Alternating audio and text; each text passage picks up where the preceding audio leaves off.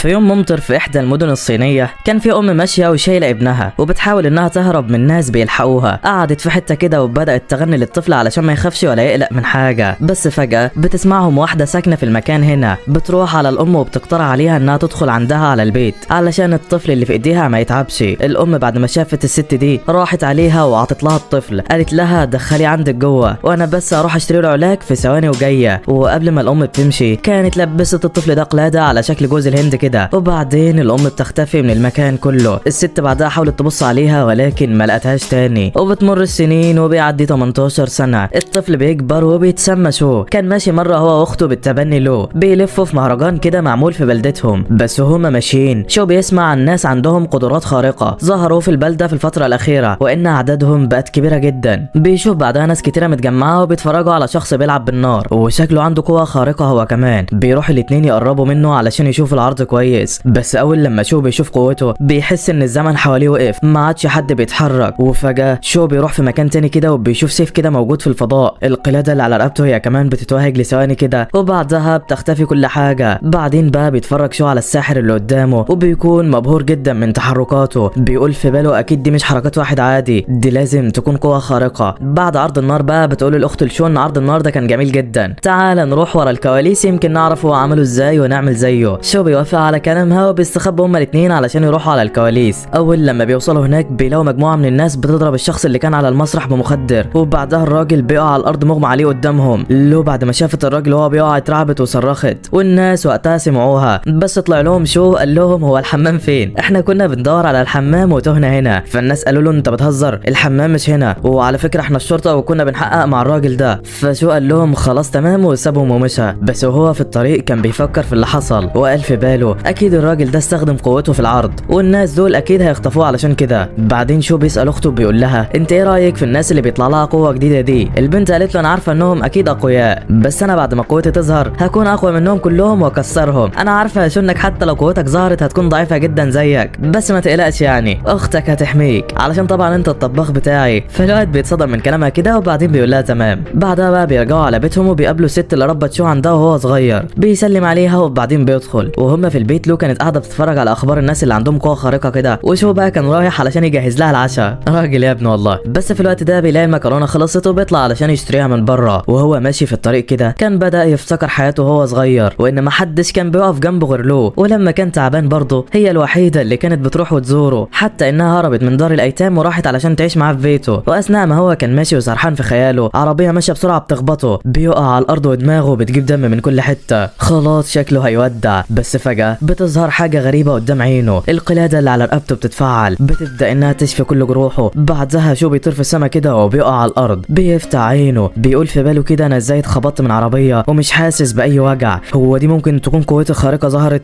اكيد ايوه، بس مهما كان برضه انا لازم احاسب الراجل اللي خبطني، اكيد يعني مش هيخبطني ويروح بالساهل. الراجل بقى اللي كان خبطه كان واقف وبيبص على شو مفكره خلاص مات. بس فجاه شو بيقوم وبيعمل نفسه شبح هينتقم من الراجل ده. الراجل في الوقت ده اترعب وظهر فوق دماغه ارقام كده، وبعدها طلع يجري على عربيته وهرب من المكان كله. شو بقى بعد ما مشى كمل في طريقه علشان يشتري المكرونه، بس الراجل بتاع المحل كان مصدوم من شكل الدم على دماغ شو وظهر فوق راسه ارقام برضه. شو بعدها استغرب اكتر واخد المكرونه بسرعه وطلع يجري على البيت، خبط في اتنين وهو بيجري كده وظهر برضه ارقام فوق راسهم. وبعد ما وصل شو على البيت سالته له ايه اللي عمل فيك كده؟ قال لها ما تشغليش دماغك، وسابها ودخل على الحمام بسرعه، بص على كل جسمه وما لقاش اي خبطات او خدوش فيه. بعدها الواد راح على اوضته وبدا يتخيل قوته، وفجاه بيظهر شاشه غريبه قدام شو فيها كل النقط اللي جمعها النهارده. بيقول هم مين الناس دول؟ انا ما اعرفش حد فيهم. بس بعدها بيفتكر اللي حصل والارقام اللي ظهرت فوق الناس، وبيعرف بعدها ان هو اذا ضايق حد بياخد منه نقط سحريه، وكل لما يضايق اكتر والنقط تزيد اكتر كل لما طاقته تزيد هي كمان. فالواد بعدها بيفرح جدا وبيقرر ان هو هيضايق في كل اللي هيقابله وهيبقى ملك الشياطين القادم، يعني كل ما ضايق الناس اكتر كل ما هبقى اقوى. ده عظمه على عظمه قوي. بعدها بقى شو بيكمل تأليف في الشاشه اللي قدامه، بيشوف كل حاجه فيها، بيظهر له حاجه كده قدامه اسمها عجله الحظ، كل مره بتتلف ب 100 نقطه. بص كده على رصيده لقى 900، يعني كده معايا 9 لفات. بدا شو يلفها مره واتنين وما يجيلوش اي حاجه، كل مره بيجيله شكرا على المشاركه، لحد لما في المره الثالثه بيظهر له تفاحه سحريه كده. اول لما شو بياكلها بيحس بطاقه غريبه في جسمه وكانها بتعالجه من كل الاصابات. بعدها شو بيفضل يلفها اكتر لحد لما بيطلع له وثيقه كده مكتوب فيها الاغنيه اللي امه كانت بتغنيها له وهو صغير. بيحاول شو يغنيها ويغمض عينه، وفجاه بيحس شو بحاجه غريبه في جسمه، قدامه بينتقل جوه القوة بتاعته وكأنه في عالم تاني. بيحاول ينرفز اخته كده وهو هناك، وبيلاقي النقط السلبية بتتحسب قدامه فبيفرح وبيقرر يضيعها اكتر. وبعد ما شو بيخلص بيطلع على بره وبيروح علشان يتفرج على فيلم، ولكن وهو بيتفرج بيحس بحاجة غريبة بره. بيروح علشان يبص عليها، بيطلع على سطح بيته كده وبيلاقي نفس الناس اللي شافوه قبل كده. بيحاول شو يستخبى منهم قبل ما يشوفوه، ولكن بيقدروا يمسكوه في الاخر. الراجل بقى بيقول له شو انت ايه اللي جابك هنا؟ يالا انت من العصابة ولا ايه؟ شو بعدها بيقول له انا عايش هنا، ايه اللي جابك انت؟ الراجل بيتصدم لما بيسمع كلامه وبيقول له في مجرم خطير هنا، احنا بنجري وراه، خليك جوه البيت وما تطلعش علشان ما يحصلكش مشاكل. شو بيقول لهم تمام وبيرجع على بيته، بس بيقول في باله انا ازاي قدرت احس انهم عندهم قوة خارقة وهم ما حسوش بيا؟ اكيد يبقى قوتي اعلى منهم. بس فجأة لو بتسأله وبتقول له انت كنت بتعمل ايه بره؟ لسه هيحكي لها كل حاجة وبيلاقي شخص مرمي على الارض قدامها. شو بيطلع علشان يشوفه وبيقول لها خليكي جوه. لو بتفضل تتضايق وتديله نقط لحد لما في الاخر بتقرر تروح وراه وتشوف الراجل ده. شو بيتعرف عليه وبيعرف انه نفس الراجل اللي كان بيلعب بالنار قبل كده. بيقول له احنا لازم نتصل على الاسعاف وندخله جوه، بس للاسف تكاليف المكالمة غالية ومش هنعرف ندفعها، خلينا نسيبه مكانه احسن. فوقتها الراجل لما بيسمعه بيتضايق وبيطلع منه نقط سلبية. شو بعدها بيعرف انه عامل نفسه مغمى عليه وبيفضل يضايق فيه اكتر. النقط بتزيد وشو بيفرح وبيقول على كده انا هبقى ملك الشياطين اسرع ما تخيلت. الراجل بقى اخر ما بيزهق من تنمر شو عليه بيصحى وبيقول لهم انا عاوز اشرب، هاتولي اي ميه. شو بيقول له شويه تلج همت كلهم علشان احنا ما عندناش ميه. الراجل بيتعصب وشو كان في قمه السعاده. الراجل بعدها بيحاول يطلب من له انها تساعده، بس برضه شو بيوقعه على الارض وبيدافي اكتر. بيفضل يكسب من وراه نقط لحد لما الراجل بيتعصب على الاخر. بيحاول يحرق شو بقدراته، ولكن قوه شو بتقدر انها تطفي النار وبيكون الراجل شكله عرة الصراحه. بعدها الراجل بيحاول يحرقه تاني بس مفيش اي فايده، وشو كان مستمتع جدا بيه لما بيتعصب وبالنقط اللي بيكسبها من وراه. بعدها الراجل بيجيب اخره منهم وبيقول لهم يا عم انا ماشي مش عاوز منكم اي حاجه. فشو قال له خلي بالك لا تقع من على اي سطح تاني. فالراجل اتعصب اكتر وشو كسب منه نقط كمان. دخل على البيت هو واخته وقالت له انت ازاي ما اتحرقتش منه؟ اوعى تكون قوتك ظهرت وانا معرفش،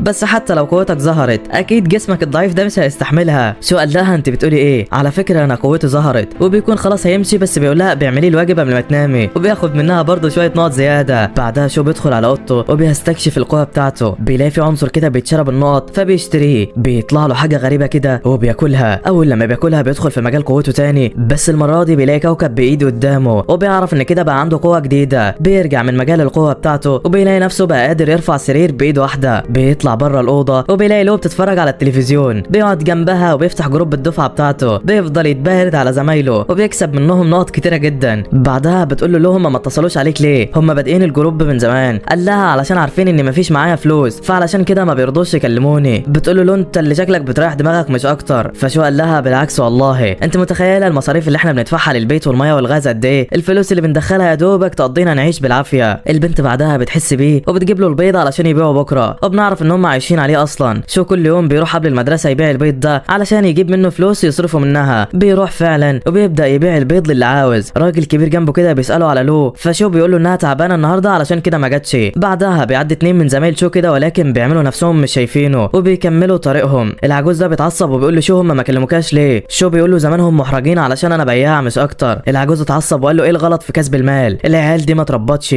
بس فجاه وشو واقف بيدخل عليه رئيس الفصل علشان يترخم عليه اكتر ويتنمر. بيقول له البيض اللي بتبيعه ده بيخليك تعرف تعيش ولا ايه؟ شو في الوقت ده بيعرف نيته وبيجاوبه بطريقه عاديه. بيقول له واحده واحده بقدر اجمع مصاريفي. فالواد بيتضايق وبيطلع منه نقط. رئيس الفصل بعدها بيكمل كلامه وبيقول له انت لازم تبيع كل اللي معاك بسرعه والا لو المدرسه عرفت سمعتك هتتاثر. فشو قال له لو انت خايف على مصلحتي اشتري كل البيض اللي هنا ولا مش هتقدر على ثمنه ولا ايه؟ الواد قال له اكيد هقدر على ثمنه. فشو بعدها بسرعه حط البيض كله في كيس واحد وقلل كل البيض كله. رئيس الفصل اشتراه وما عادش في حاجه قدامه. الناس اللي واقفه في الطابور كلها اتعصبت وشو كسب من الكل نقط وباع البيض لرئيس الفصل في ثواني. ده ايه الحلاوه ديت يا ابني؟ المهم شو بعدها بيرجع على الفصل وبيلاقي موقع كده اتعمل علشان يعرف الناس باللي اكتسب قدرات خارقه. فبتيجي لشو فكره علشان يكسب منها نقط. بيقوم وبيقول للكل ان في واحد جديد ظهرت له قوه خارقه. الفصل كله بيتحمس وبيقولوا له مين بسرعه. شو قال لهم اللي بعت الرساله كان اسمه مجهول ومش موجود وعلشان كده انا معرفوش. الفصل كله بيتصدم منه وبيتعصبوا وبياخد منهم كلهم نقط. بس فجاه هم قاعدين بيدخل عليهم واحد وبيقول لهم مصيبه حصلت. العيال بتساله في ايه؟ الواد بيقول لهم في واحد من الفصل اللي فوقنا قوته ظهرت وبدا يعتدي على الطلاب وماسك مدير المدرسه وشكله هيقتله. شو بعد ما بيسمع الكلام بيقول فرصه اكسب منهم نقط. بيروح على المكان ده وبيعدي كده من جنب بنت بيحس انها عندها قوه خارقه هي كمان ولكن ما بتبينش. بيوصل بعدها على مكان الولد اللي بيتكلموا عليه وبيلاقي شايل المدير وشكله هيحدفه من على السطح والكل كان واقف ومحدش عارف يعمل معاه اي حاجه لحد لما بيجي في بال شو فكره. بيطلع على الولد وبيبدا بيديله محاضره على اللقاب اللي هياخده لو قتل المدير، وكل اللي كان واقف كان زهق من كتر الكلام، وشو كان كسب منهم نقط بالهبل. واثناء المحاضره ديت الولد كانت شتت انتباهه مع شو، والشرطه قدرت تمسكه. الدنيا بقت تمام. بعدها شو بيرجع على فصله وبيلاقي ناس هناك مستنياهم، والناس ديت موجوده علشان تعمل تحاليل للفصل ويعرفوا مين فيهم عنده قوه خارقه. شو بيحاول يهرب منهم ولكن ما بيعرفش. رجع على البيت وكان حاسس ان له فيها حاجه غلط. بيشوف واحد كده وبيدخل عليه علشان يتعرفه، بس شو بيسيبه بيعدي جنبه وبيكسب منه نقط. واول لما شو بيدخل البيت بيلاقي له بتفتح له وباين عليها انها تعبانه جدا. بياخدها شو على السرير وبيقول لها ارتاحي انت وانا اروح اجيب لك علاج. البنت قالت له تمام، والواد طلع بره الاوضه فعلا. بيقفل الاوضه كده وبيقول في باله يا ترى الفواكه بتاعتي هتقدر تعالج له ولا لا. بيفتح القوه بتاعته وبيفضل يلعب عجله الحظ لحد لما بيجيب منها شويه فواكه صغيره كده. بيدخل على لو وبيديها واحده. البنت بعد ما اكلتها اتحسنت والحراره راحت في ثواني. عظمه على عظمه قوي. بعدها شو بقى فضل يتبرد عليها شويه علشان يكسب منها شويه نقط، والدنيا رايقه على الاخر. تاني يوم بقى بيروح شو على الفصل وبيكون نتيجه التحاليل ظهرت. بيندهوا على الطلاب اللي عندهم قوه خارقه، واول بنت بيندهوا عليها هي لي، وهي نفس البنت اللي قابلت شو على السلم. بعدها بيندهوا على رئيس الفصل ثم الباقي، واخيرا بيجي دور اخر واحد. المدرس وهو بيقول اسمه ما كانش مصدق اصلا وحاسس ان النتيجه ديت مزوره. وطبعا الطالب ده هو شو صديقي، واللي اخد من الفصل نقط بالعبيط بعد اللي حصل. تاني يوم بقى بيجي واحد جديد على المدرسه، بيقعد جنب شو كده علشان البنت اللي جنبه كانت زهقت من رخامته وسابته ومشت. بيروح الولد ده بقى واللي اسمه جيا علشان يقعد في المكان الجديد بتاعه. شو اول لما بيشوفه بيفضل يتبرد عليه كالعاده علشان يكسب منه شويه نقط، وبيقول له وانت في حد اعترف لك بحبه قبل كده ولا ايه؟ فجيا قال له ايوه. شو قال له ما اقصدش الولاد، هل في بنات اعترفت لك؟ الواحد بعدها بيتصدم وبيطلع منه نقط، وشو ده خنزير اقسم بالله. بالليل بقى الطلاب اللي عندهم قدرات خارقه بيتجمعوا على المدرسه علشان يتدربوا على استخدام طاقتهم. بيروح شو على الفصل وبيلاقي الراجل ده هو اللي بيدربهم. ايوه هو ده نفس الراجل اللي كل شويه شو يقابله. بيسال بعدها الطلاب وبيقول لهم حد فيكم يعرف خليط الصوديوم بالبوتاسيوم؟ رئيس الفصل بيرفع ايده بس المدرس ما بيرضاش يختاره، بيختار شو. بيقول له يلا جاوب. فشو بيقول له خليط الصوديوم بالبوتاسيوم ده اكيد طريق للجنه صح؟ المدرس بعدها بيتعصب وبيقول له انا غلطان اني سالتك اصلا، ده انت عيل بارد يالا. بعدها المدرس بيعرفهم بالعنصر ده وبيقول لهم ده عباره عن الكفاءه، يعني اي حد فيكم دمه هيلمسه السائل ده لونه هيتغير على حسب قوته، وكل لما كان اللون اغمق كل لما كانت قوتك اعلى، وهيتوزع عليكم كلكم انبوبه الكل يعملها علشان نصنف قوتكم. بس عاوزكم تعرفوا ان دي قوتكم دلوقتي، انما بعد كده مستواكم هيعلى بتدريبكم وشغلكم على نفسكم. وبيوزع العلب عليهم. نتيجه التحاليل بتطلع وبياخد شو اقل نتيجه، وده علشان هو اكل فاكهه بتقلل قوته على الاخر، وطبعا هو عامل كده علشان محدش يعرف حقيقته. بعدها بقى رئيس الفصل حاول يتنمر على شو علشان هو جاب درجه قليله، بس شو بينرفزهم وبيخليهم يولعوا جمدان يا مان. بعدها بيرجع شو على البيت وبيفعل قوته. بتظهر له رساله كده بعنصر جديد ظهر في عجله الحظ، فبيفضل شو يلف عجله الحظ وبيطلع له حاجه جديده كده اسمها توفو. ريحته وحشه جدا بس طعمه جبار يا صديقي. لو بعد ما بتشم ريحته بتقول له انت جبت البتاع المقرف ده منين؟ شيل البتاع ده من قدامي. شو بيقول لها صدقيني لو قلت لك كسبته بالحظ. فالبنت قالت له اكيد لا. بعدها شو بيفضل يلف لحد لما بيبقى معاه 50 توفو، ولو بتقول له انت ما عندكش عصير ولا اي حاجه كله توفو توفو. فبيقول لها شو والله ده اللي عندنا، وبيفضل يلف اكتر لحد لما فجاه بيطلع له وثيقه كده كان لسه رايح علشان يفتحها، بس فجاه قوه كبيره بتدخل في لو. الزمن في الوقت ده بيقف، بيظهر شعاع اسود بيخترق السماء بيخترق البيت بتاعهم وبيدخل في لو تاني. البنت بتقول له شو اللي بيحصل ده، انا مش فاهمه اي حاجه. شو بيقول لها غمضي عينك كده وركزي في قوتك يمكن تفهمي. بتغمض عينيها فعلا وبتلاقي ان خريطه النجوم بتاعتها ظهرت، وده معناه ان قوتها الخارقه هي كمان ظهرت. البنت بتفرح قوي، بتفرح خالص. وبعدها بيدخل شو على اوضته بيفكر في طريقه علشان يخلص من التوفو اللي معاه ويكسب منه اي حاجه. بيفضل يفكر لغايه لما بيجي في باله فكره. ايوه هو قرر ان هو يبيعه علشان ياخد منه فلوس، واللي يشم ريحته ما تعجبوش يتضايق فشو ياخد منه نقط سلبيه. دماغ شغاله ما بتنامش والله. وتاني يوم بقى شو بيجهز علشان يبيع التوفو بتاعه. بيطلع من البيت وبيلاقي عجوز ماسك سيف كده وقاعد بيتدرب بيه وشكله محترف في استخدامه. بيروح العجوز على شو كده وبيقول له عاوز تتعلم الحركه دي؟ طب شوف الحركه دي. شو بيقول له لا وبيسيبه وبيمشي. العجوز طبعا كانت صدم والواد اخد منه نقط. بعدها الواد بيعرض التوفو بتاعه وما بيكونش حد عاوز يشتري في الاول، بس بعد ما واحد بيدوقه الناس كلها بتتلم وبيخلص كل التوفو في ثواني. ربنا كريم ما شاء الله. بعدها الواد بيفضل يكمل حياه الخنزره بتاعته ويجمع نقط يستخدمها في فتح قدرات جديده ويخنزر على الناس اكتر ويجمع نقط لحد لما بيكمل كل الكواكب في خريطته النجميه. وهنا بيظهر له طاقه جديده كده وسلاح جديد يقدر يستخدمه، وهو السيف ده واللي بيقدر انه يستدعيه في العالم الحقيقي بتاعه ويتحكم فيه كمان. عظمه على عظمه. بعدها شو بيروح على الفصل بتاعه وبيلاقي اصحابه بيتكلموا عن الحوادث الكتير الكتيره اللي بتحصل الفتره الاخيره. بيلاقي بعدها رئيس الطلبه بيقول لهم ايه رايكم نعمل فرقه سريه نحارب بيها المجرمين ونساعد البلد. الكل ما بيدلوش اهميه فبيروح علشان يتبرد على شو، بس شو برضه ما بيعبروش. فالواحد بعدها بيتضايق وشو بيكسب منه نقط.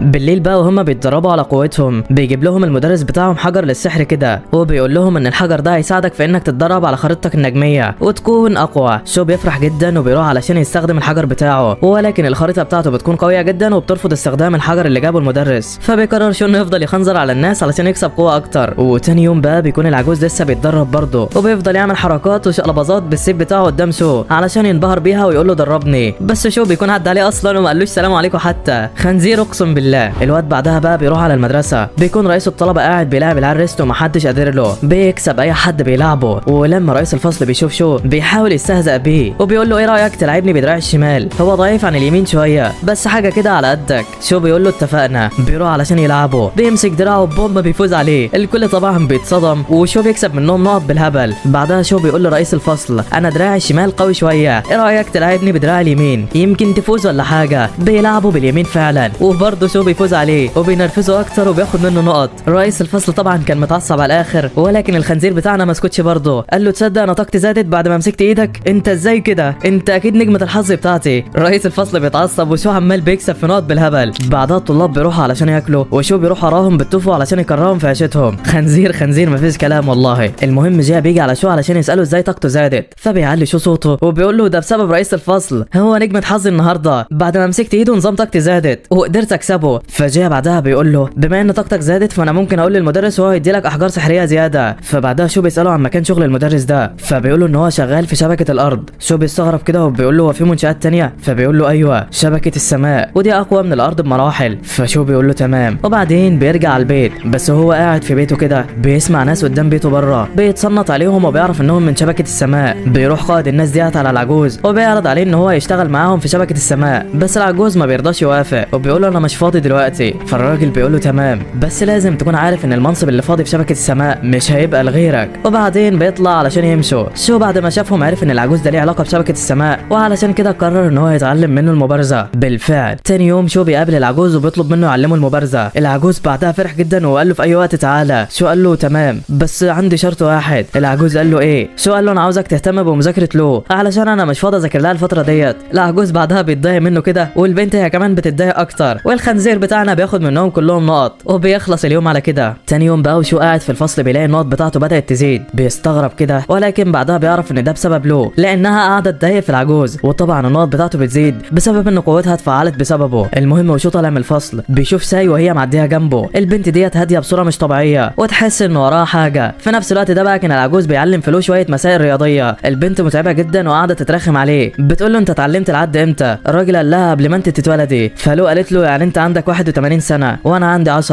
لو شلنا ال10 يعني انت قعدت 71 سنه ما بتعرفش تعد. خنزره خنزره مفيش كلام. العجوز طبعا بيتعصب منها وشو كان عمال بيزيد نقط. المهم العجوز بعدها بيقول له شو انا علمتها زي ما انت قلت لي، يلا بقى علشان اعلمك المبارزه. فالواد قال له تمام. العجوز بعدها جاب له مجموعه اوزان وقال له انا عاوزك تلبسهم بالتدريب، الخفيف ثم الثقيل وهكذا، والقفاز ده اتقل حاجه هنا ويعدي 300 كيلو، ابدا بالتدريج لحد لما توصل ليه. شو بعدها بص على الحاجات كده وشال القفاز بايد واحده ورماه في الجو. قال له انا نظام طاقتي زاد الفتره الاخيره، خلينا نبدا على طول. العجوز بعدها انبهر من شو وقال له طب يلا بينا نبدا. بعدها الراجل مسك ورقه كده وقال له انا هعلمك ان كل حاجه ينفع تتقطع. طاقه العجوز بدات تتجمع حوالين الورقه بكل غزاره وضرب ضربه في الهواء شقت المكان بالكامل، ده حتى الجدار اللي قدامها اتقسم لنصين. العجوز بعدها اخد سيف وادال شو علشان يتدرب بيه. شو فضل يتدرب وطاقته بتزيد. الواد بيتعلم بسرعه مش طبيعيه، حرفيا بقى محترف سيوف وشكل ديت موهبته. بعد ما الليل بقى جه عليهم العجوز قال له شو انا عاوز اسالك سؤال، امتى الواحد يبقى قوي؟ شو قال له لما يكسر كل القواعد.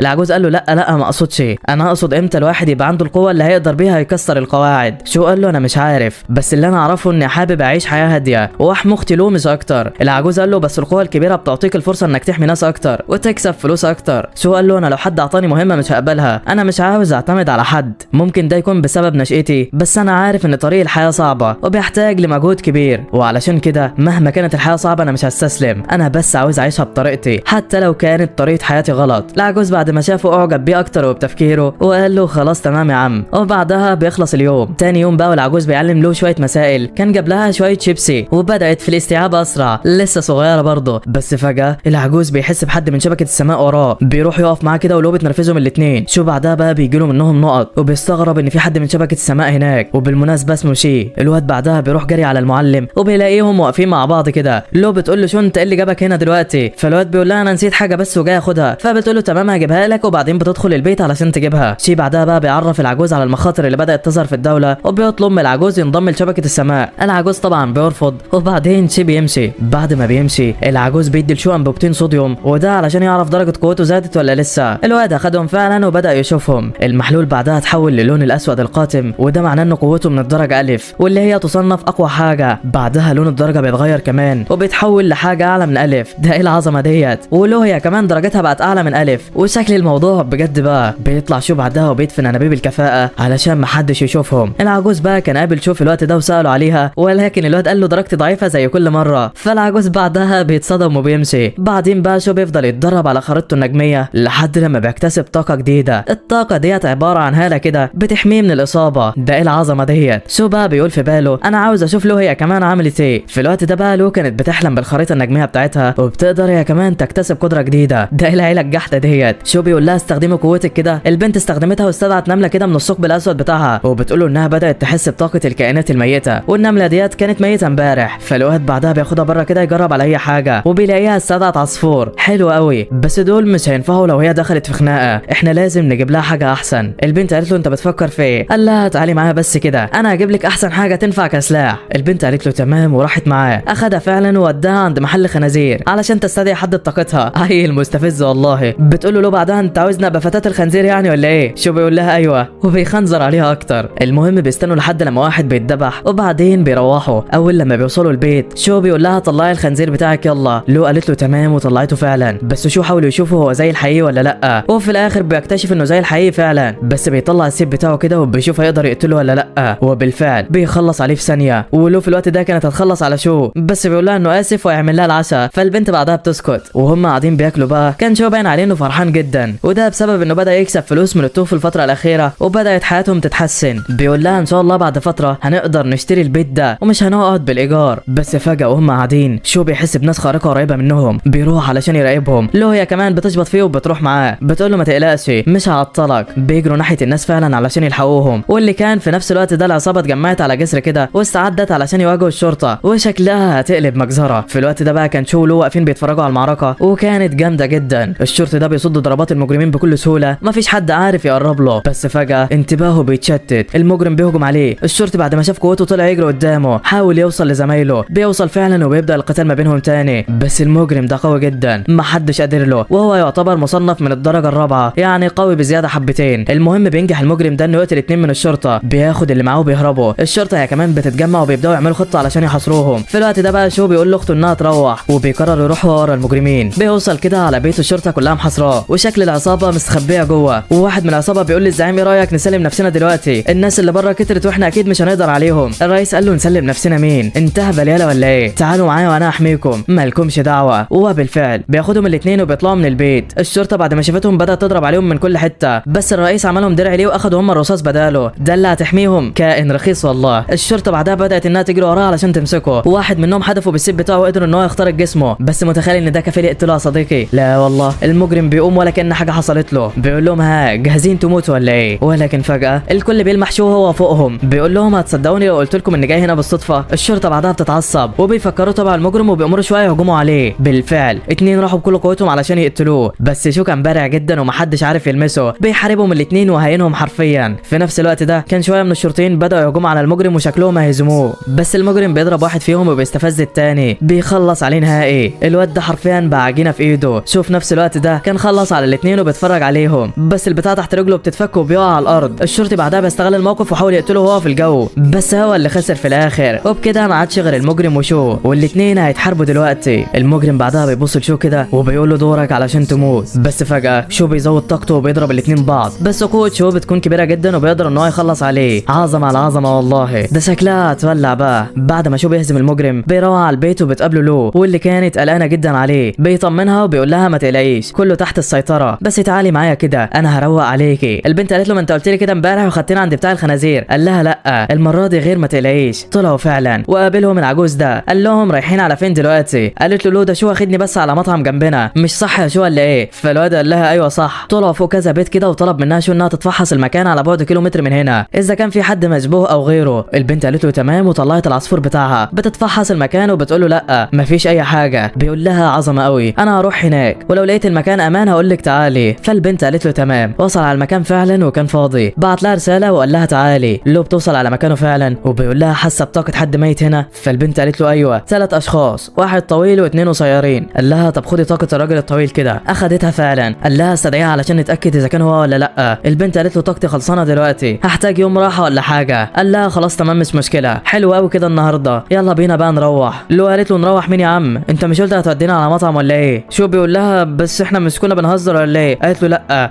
انت عايزنا نرجع يعني وبطننا فاضيه؟ عايز العجوز يقول ايه؟ قال لها خلاص يا ستي تعالي نحتفل باللي عملناه النهارده. اخدها فعلا في مطعم وسط البلد، قعدوا ياكلوا، باين عليها بتاكل كتير فعلا. شو قال لها وهي بتاكل اللي حصل بينا ده خليه سر محدش يعرفه، واوعي توري حد قدراتك. فالبنت قالت له تمام. بس شو بعد ما بص لها كده وهي بتاكل قال لها انا عارف ان العيشه معايا صعبه، زمانك لو كنت بتاكلي في الميتم كانوا هياكلوكي اكل احسن من كده. انا عارف ان الحاله الماديه بتاعتي مأثره عليكي، فانا اسف لو قصرت معاكي. لو بعد ما بتسمع كلامه بتبدا تعيط. قالت له انا مش فارق معايا الاكل ولا فارق معايا اي حاجه، انا بس عاوز اعيش معاك في بيتنا. شو بعد ما بيسمع الكلام بيتاثر جدا، وبدا يفتكر قد ايه هم كانوا قريبين وهم اصغر، وبيفتكر لما اول مره قدر يجمع فلوس واجر البيت اللي هم قاعدين فيه. بعدها بيقول لها انا كمان عاوز اعيش في مكان اعتبره بيتنا، ومن النهارده هنفضل مع بعض على طول. لو بعد ما بتسمع كلامه بتفرح جدا، وبيخلص اليوم على كده. بعدها بقى بتعمل شبكه السماء اجتماع علشان يعرفوا هويه اللي قدر يهزم المجرم. بيقولوا انه من طريقه كلامه وافعاله باين عليه لسه مراهق، بس اذا كان مراهق وقدر يوصل للطاقه ديت فلما يكبر هيبقى عامل ايه؟ احنا لازم نعرفه بسرعه. في نفس الاثناء ديت بقى كان شو قاعد يبيع التوفو بتاعه كده، وشهرته بقت كبيره جدا لدرجه ان كل التوفو بيخلص في 10 دقايق. وشو كان زعلان جدا علشان هو مش عارف يكسب مشاعر سلبيه من الناس، علشان بقوا بيحبوا التوفو وريحته. بس هو قاعد بيبيع بيجي له واحد كده بيساله عن التوفو، ولما شو قال له لا الراجل اتنرفز وشو كسب من وراه 50 نقطه. قال ده ايه الحلاوه ديت؟ جات له فكره. وبعدها جاله واحد تاني قال له انا عاوز توفو. شو قال له انت عاوز توفو؟ فالراجل قال له ايوه. شو قال له طب تعالى كده قرب التوفو كله خلاص. الواد بعدها بيتحرق وشو بيكسب منه نقط. خنزير والله.